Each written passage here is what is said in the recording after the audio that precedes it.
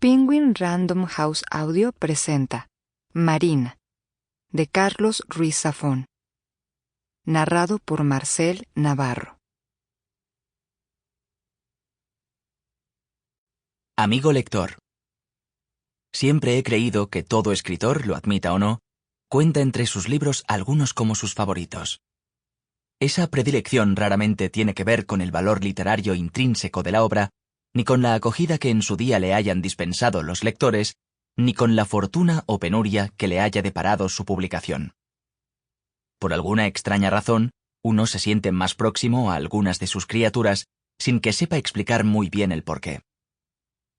De entre todos los libros que he publicado desde que empecé en este extraño oficio de novelista allá por 1992, Marina es uno de mis favoritos. Escribí la novela en Los Ángeles entre 1996 y 1997. Tenía por entonces casi 33 años y empezaba a sospechar que aquello que algún bendito llamó la primera juventud se me estaba escapando de las manos a velocidad de crucero. Con anterioridad había publicado 3 novelas para jóvenes y al poco de embarcarme en la composición de Marina tuve la certeza de que esta sería la última que escribiría en el género. A medida que avanzaba la escritura, todo en aquella historia empezó a tener sabor a despedida, y para cuando la hube terminado, tuve la impresión de que algo dentro de mí, algo que a día de hoy todavía no sé muy bien qué era, pero que echo en falta a diario, se quedó allí para siempre. Marina es posiblemente la más indefinible y difícil de categorizar de cuantas novelas he escrito, y tal vez la más personal de todas ellas.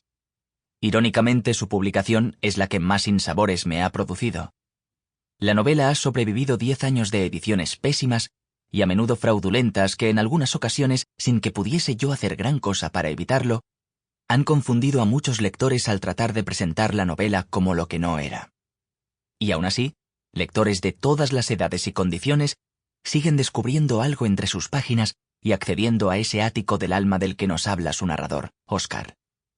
Marina vuelve por fin a casa, y el relato que Óscar terminó por ella lo pueden descubrir los lectores ahora, por primera vez, en las condiciones que su autor siempre deseó. Tal vez ahora, con su ayuda, seré capaz de entender por qué esta novela sigue estando tan presente en mi memoria como el día que la terminé de escribir, y sabré recordar, como diría Marina, lo que nunca sucedió. C.R.Z. Carlos Ruiz Zafón. Barcelona, junio de 2008. Marina me dijo una vez que solo recordamos lo que nunca sucedió. Pasaría una eternidad antes de que comprendiese aquellas palabras. Pero más vale que empiece por el principio, que en este caso es el final. En mayo de 1980, desaparecí del mundo durante una semana. Por espacio de 7 días y 7 noches, nadie supo de mi paradero. Amigos, compañeros, maestros y hasta la policía se lanzaron a la búsqueda de aquel fugitivo al que algunos ya creían muerto o perdido por calles de mala reputación en un rapto de amnesia. Una semana más tarde, un policía de paisano creyó reconocer a aquel muchacho. La descripción encajaba. El sospechoso vagaba por la estación de Francia como un alma perdida en una catedral forjada de hierro y niebla. El agente se me aproximó con aire de novela negra. Me preguntó si mi nombre era Óscar Dry y si era yo el muchacho que había desaparecido sin dejar rastro del internado donde estudiaba. Asentí sin despegar los labios. Recuerdo el reflejo de la bóveda de la estación sobre el cristal de sus gafas. Nos sentamos en un banco del andén. El policía encendió un cigarrillo con parsimonia.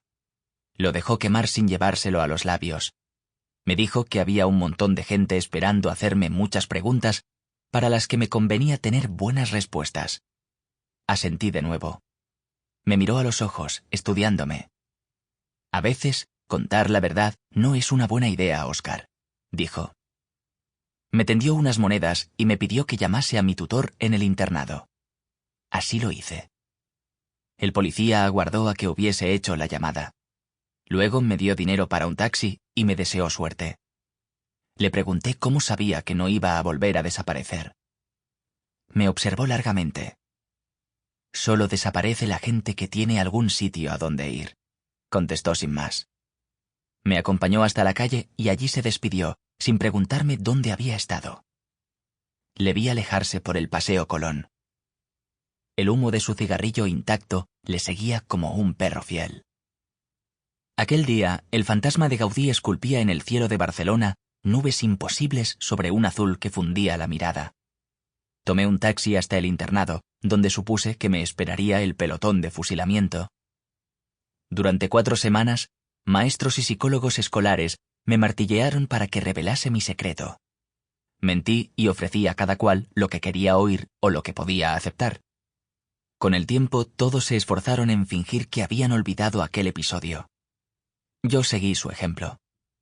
Nunca le expliqué a nadie la verdad de lo que había sucedido. No sabía entonces que el océano del tiempo tarde o temprano nos devuelve los recuerdos que enterramos en él. 15 años más tarde, la memoria de aquel día ha vuelto a mí.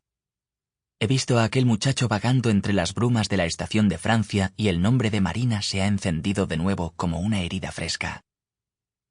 Todos tenemos un secreto encerrado bajo llave en el ático del alma. Este es el mío. 1.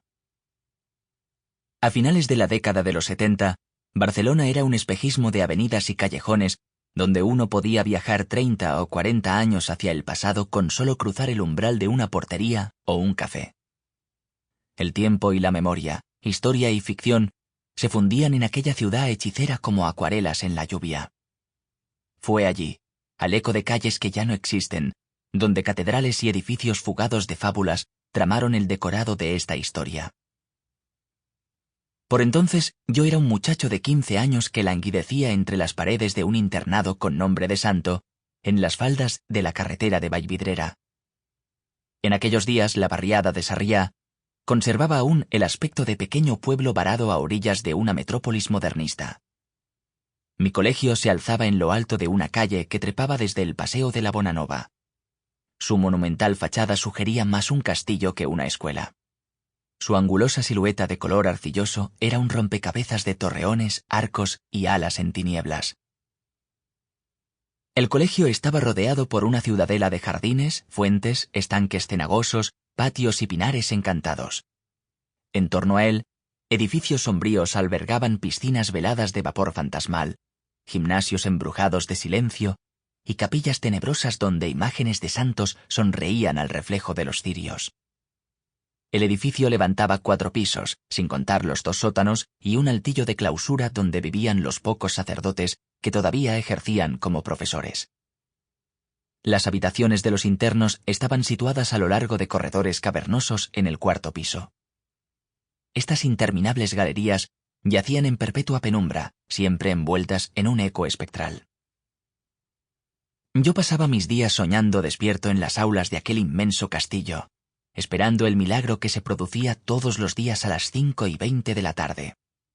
A esa hora mágica, el sol vestía de oro líquido los altos ventanales. Sonaba el timbre que anunciaba el fin de las clases y los internos gozábamos de casi 3 horas libres antes de la cena en el gran comedor. La idea era que ese tiempo debía estar dedicado al estudio y a la reflexión espiritual. No recuerdo haberme entregado a ninguna de estas nobles tareas un solo día de los que pasé allí. Aquel era mi momento favorito. Burlando el control de portería, partí a explorar la ciudad.